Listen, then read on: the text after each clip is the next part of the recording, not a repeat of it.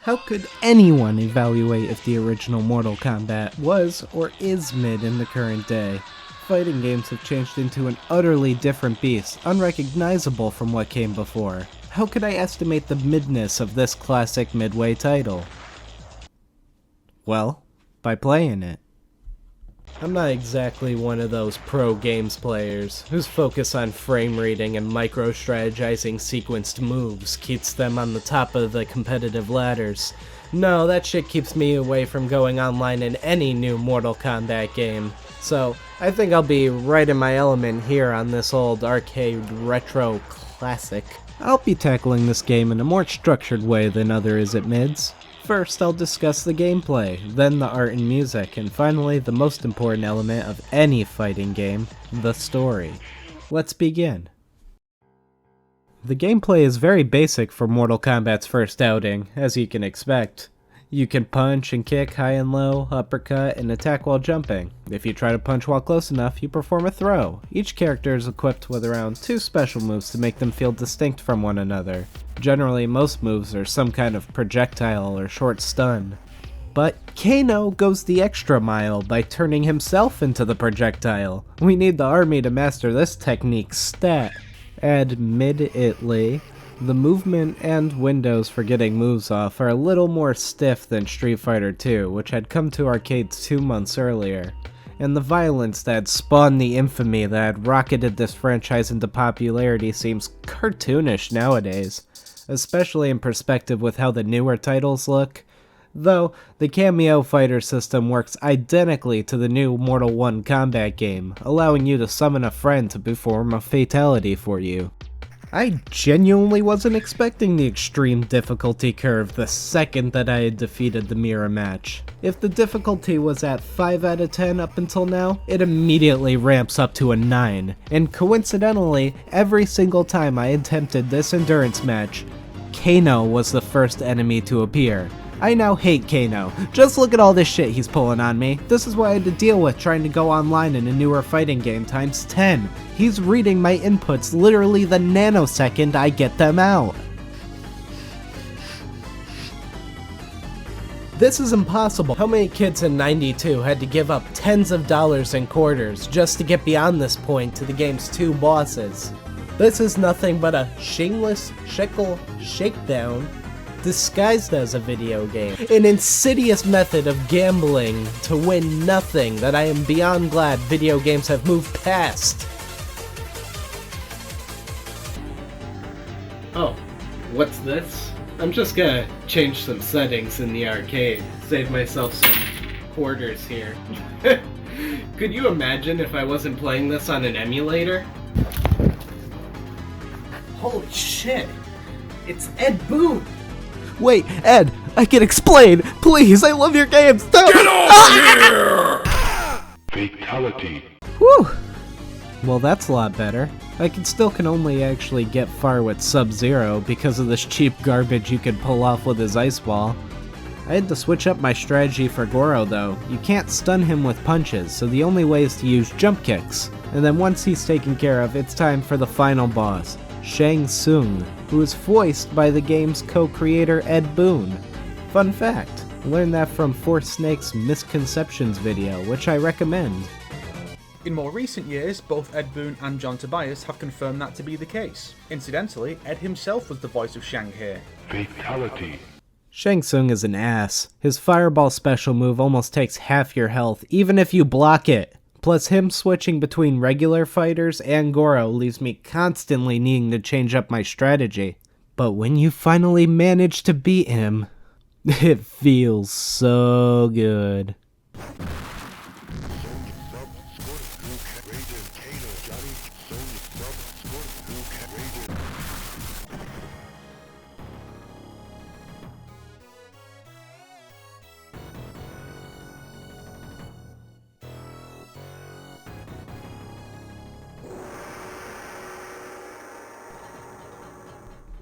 The first Mortal Kombat, in comparison to the other games, has been more of a down-to-earth, realistic setting. Which is kind of a weird thing to say in a game where people are firing themselves as bullets with no guns and shooting rings of their ki at people, but trust me when I say that this series goes way off into the weeds from this point forwards. The aesthetic and story of this game was heavily inspired by the kung fu cult classic movie Big Trouble in Little China, which I have never seen, so I'm not sure why I'm bringing it up, but the art and music of the original Mortal Kombat game definitely lends itself to an Asiatic kung fu tournament grounded in the real world. The realism being absolutely helped by the digitized live-action actors that comprise the game's cast. A technique that wasn't popular or done very well until Mortal Kombat came along, which I maybe could have seen adding to the game's violence controversy if half the fatalities weren't goofy as shit. On the subject of the music made by Dan Toasty, I love it. There's a very strong retro Asiatic vibe that I've not felt represented in any of the games since.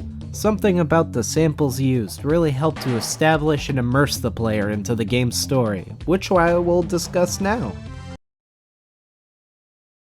Okay, so let us step back from the game Mortal Kombat for a second here, instead look at the Mortal Kombat prequel comic, written and illustrated by the game's other co-creator, John Tobias, who was the primary writer and creator of the series' lore from here until the fourth game.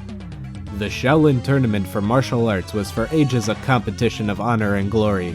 Warriors from around the world were invited to take part. Shang Tsung, upon entering the tournament, immediately won the title of Grand Champion. Shang Tsung was cursed by his gods to take the life and soul of his opponent to appease them and retain his youth. Eventually, some guy named Kung Lao came and won the championship from Shang, causing him to prematurely age due to displeasing his gods.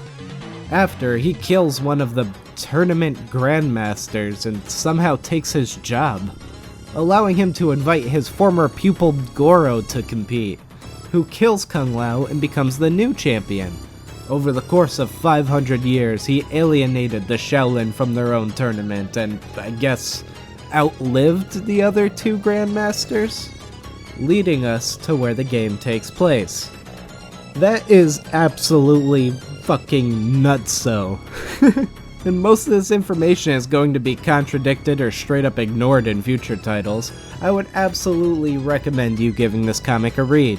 It's up on archive for anyone to get at, and it's pretty charming. I love Tobias's art. Without this comic, the only story the game gives you is Goro lives. A 2,000-year-old half-human dragon, Goro remains undefeated for the past 500 years. He won the title of Grand Champion by defeating Kung Lao, a Shaolin fighting monk. It was during this period that the tournament fell into Shang Tsung's hands and was corrupted, as well as a short snippet of bio for each character that sometimes plays on the idle screen. It's a shame that most people in arcades would be missing out on Liu Kang and Johnny Cage's implied rivalry, as well as the reveal of the craziest character in this game by far, Raiden. Now, let me tell you my history of Mortal Kombat. I played like 3 on the PS1 slightly when I was a little boy, and later I would own the 5th, 6th, 7th, and 9th games in the series, followed by the 11th. In all of these games, Raiden is the good guy. He's essentially the hero team's Gandalf, always giving them guidance as protector of Earth. I must consult with the Elder Gods. I must confer with the Elder Gods. Elder Gods, the Elder Gods. Trust in the Elder Gods.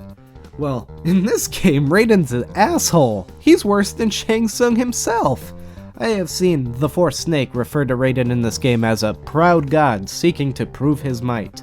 Well, here in the prequel comic, he says that he fears no mortal, and all who oppose Raiden will be crushed. Let's just check out his ending after he defeats Shang Tsung. Raiden's victory comes as no surprise to him. He was never impressed by Shang Tsung's inferior sorcery, Goro's brute force, or the challenge of the other contestants. He quickly becomes bored with his mortal competition and soon invites the other gods to participate in the contest. The ensuing battles rage on for years. The wars result in our world's final destruction. Have a nice day. What the fuck? Have a nice day indeed. I can't believe what a menace this fucking guy is. I love this Raiden. How have they not been able to capture what a psycho Raiden is in any game since this?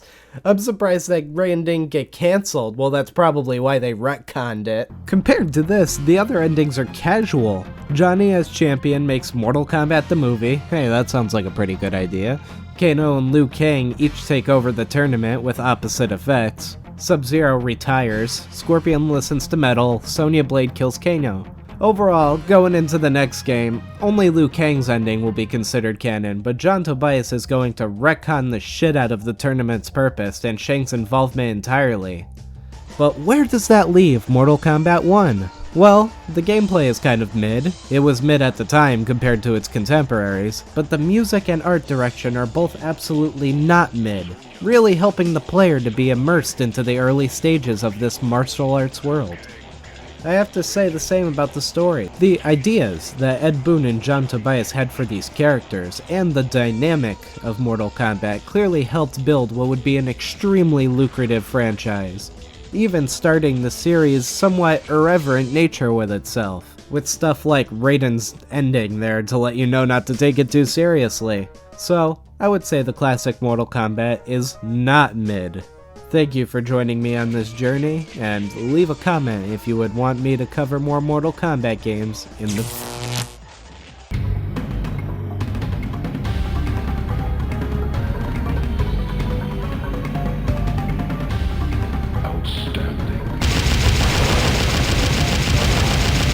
Enough! I saw you change the difficulty like a little bitch. I will never be impressed by your victory, your comments, or your upper lip. I heard you talking shit about me. All mortals who oppose Raiden shall be crushed. Who are you even supposed to be anyway? Liu Kang, of course. Yeah, and he didn't have the bandana in MK1, did he?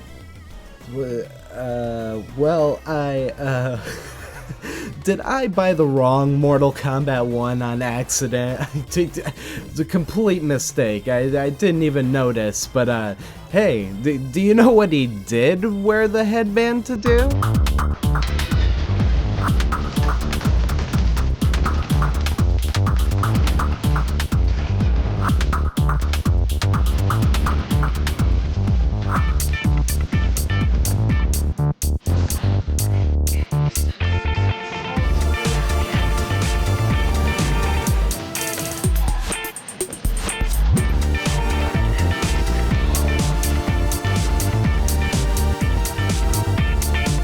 I am not Raiden. Whoa, shit!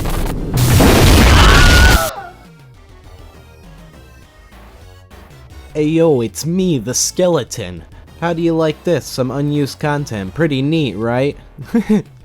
No, but seriously, I would like to thank The4thSnake from the bottom of my heart for appearing in this video. I've always been such a big fan. His Mortal Kombat rants are some of the best. I love all of his series on YouTube, and I highly suggest all of you go and subscribe to him right now, this instant.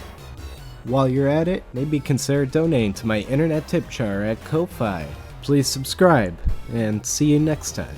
Have a great day.